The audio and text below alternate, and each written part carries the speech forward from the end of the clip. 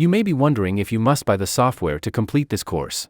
I already answered it in the previous video that you do not need to buy this software to take this course. Adobe Audition has a 7-day free trial, and that is good enough to complete this course. This course is designed to help you achieve a very specific goal.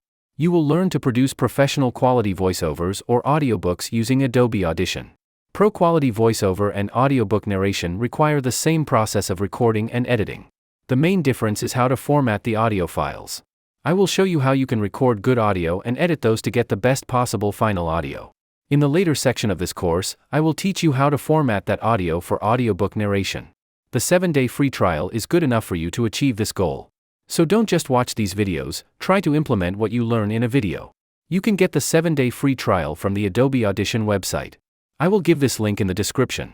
You can get only Adobe Audition or Creative Cloud package. Creative Cloud package has other software from Adobe including Adobe Audition. For this course, only the Adobe Audition part is required.